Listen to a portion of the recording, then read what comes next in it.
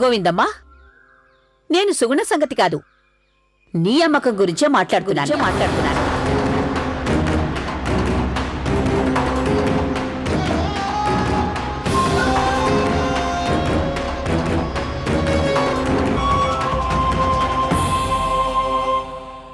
చెప్పు చెల్లెమ్మా, నువ్వు గనుక ఒప్పుకున్నావంటే అమ్మగారు లక్ష్మిని ఆసుపత్రిలో జరిపించడానికి బండిస్తారు, ఆసుపత్రి ఖర్చులు కూడా ఇస్తారు, ఇనాం కూడా ఇస్తారు, ఇంకా చాలా ఇస్తారు.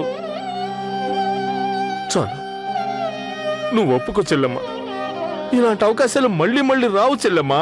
అరే సరే అను చెల్లెమ్మా. ఎవరు బండి ఆపడం లేదు, ఇక మంత్రసాని కోసం వెతకాల్సిందే.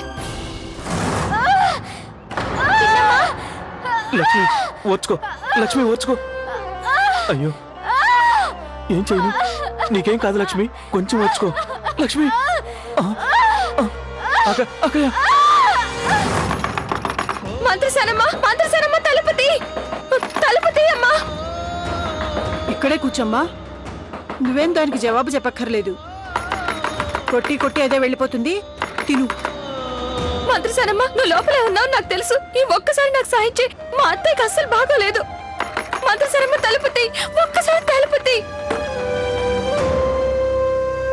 చూడు, మన లక్ష్మి కోసమైనా సరే అను. ఆసుపత్రికి తీసుకెళ్ళకపోతే తను చచ్చిపోతుంది. సరే అను.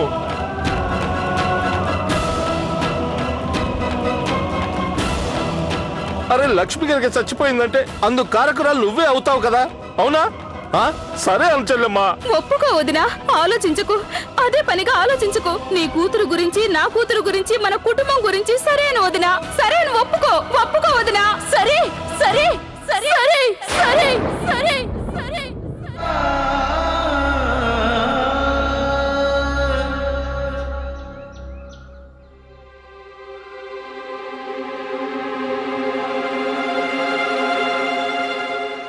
పోనీలే చెల్లమ్మా, ఏడిపించినా ఆనందంలో ఏడ్చేలా చేశావు. ఇప్పుడు ఏ సమస్యలు లేవు, అన్ని సర్దుకుంటాయి.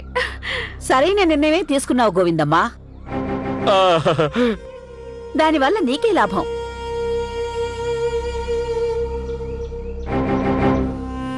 అమ్మగారు, మీరెంతగా నా మేలు కోరుకుంటున్నారో నాకు బాగా తెలుసు.